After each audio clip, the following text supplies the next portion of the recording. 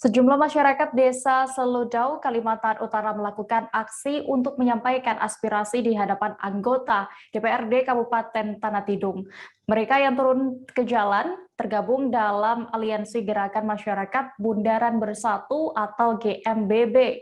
Mereka menolak perencanaan pembangunan lahan sebagai pusat pemerintahan. Pasalnya, lahan yang akan dibangun merupakan hak kepemilikan warga desa Seludau, Kecamatan Sesayap Hilir. Selengkapnya akan disampaikan rekan jurnalis Tribun Kaltara, Risnawati, yang kini sudah terhubung bersama kami. Halo Risna. Halo Dea. Risna, bagaimana tadi pantauan Anda saat aksi terkait penolakan rencana pembangunan pusat pemerintahan di Kabupaten Tanah Tidung ini? Ya, aksi pagi tadi Dea berjalan dengan kondusif, yang mana dihadiri masa aksi sebanyak 27 orang dan hadir di gedung DPRD Tanah Tidung sekira jam 11 WITA. Kemudian juga setelah aksi di gedung DPRD Tanah Tidung, masa aksi break sebentar, kemudian melanjutkan aksinya di kantor Bupati Tanah Tidung. Hanya saja pada saat aksi di kantor Bupati Tanah Tidung, masa aksi tidak dapat menemui Bupati Tanah Tidung dan Wakil Bupati Tanah Tidung lantaran ada agenda lain. Hanya saja dari pemerintah Tanah Tidung diwakili oleh Kepala Bagian Tata Pemerintahan Tanah Tidung. Seperti itu, Dea. Oke. Lalu alasan lebih detailnya sehingga para warga ini menolak rencana pembangunan pusat pemerintahan di sekitaran Bundaran HU, apa Risna?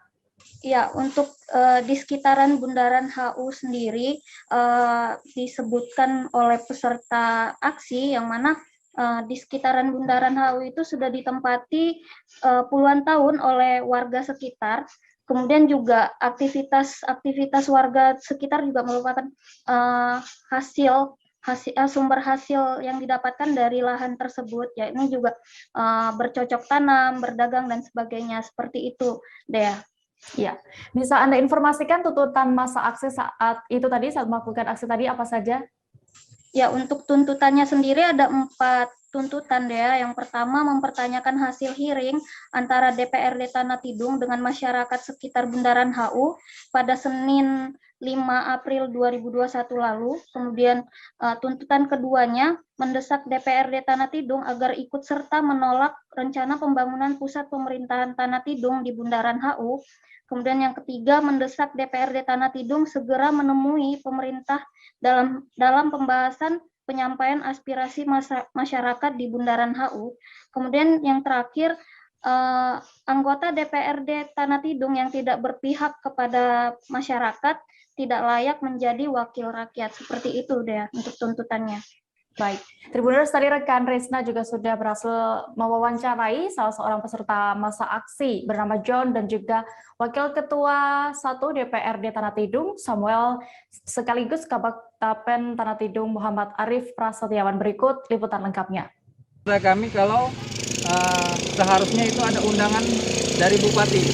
Nah, kebetulan kemarin ada acara simposium, jadi Bupati beralasan dengan acara simposium itu tidak dapat menghadiri acara hearing di DPRD. Nah, sehingga akan ada pemanggilan berikutnya.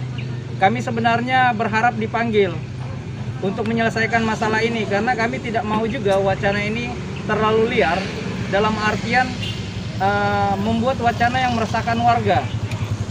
Kalau wacana itu meresahkan warga dan membuat masyarakat itu, apalagi sekarang kondisi pandemi, di mana mereka sebenarnya mencoba untuk mandiri, bertahan hidup, melakukan aktivitas yang bisa mereka lakukan.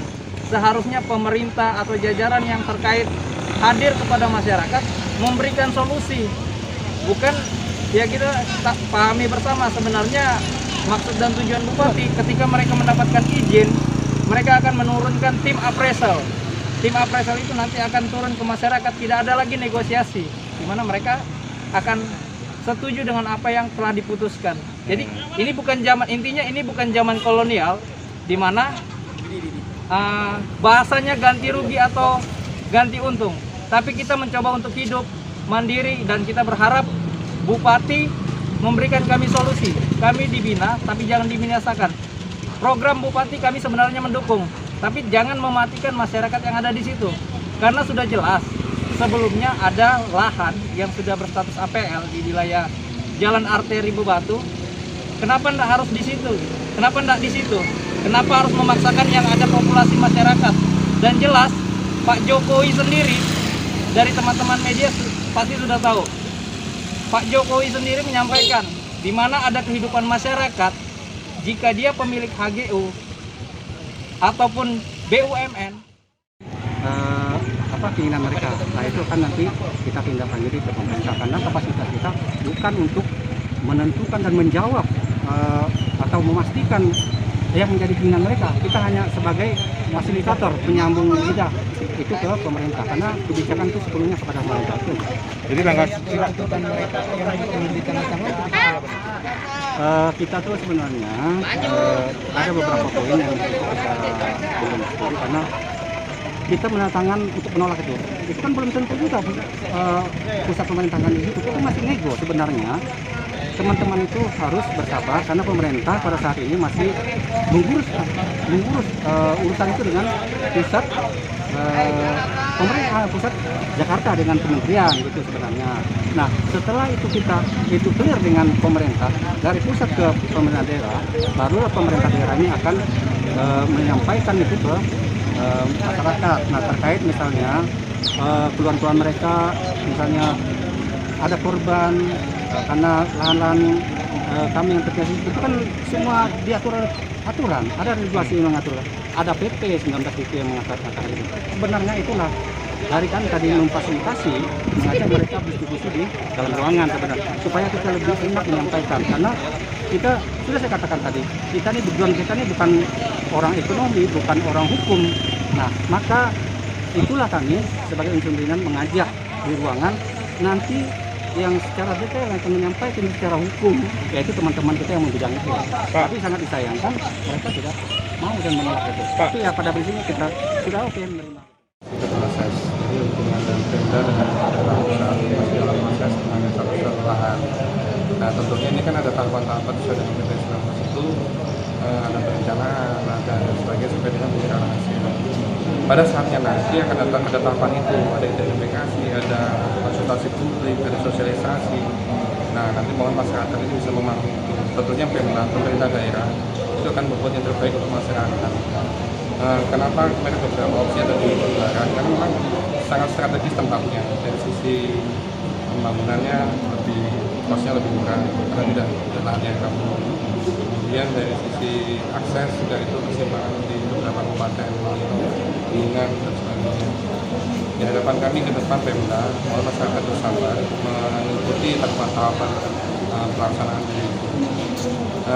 Tentunya nanti akan melibatkan banyak pihak, tidak hanya masyarakat, Pemda, kemudian kementerian terkait, dan mungkin juga dari tokoh-tokoh masyarakat semua yang kita libatkan. Harapan kita, marilah kita bersama-sama membangun tanah dunia yang baik, jadi supaya nanti manfaatnya akan terasa oleh generasi-generasi yang akan datang. Oke.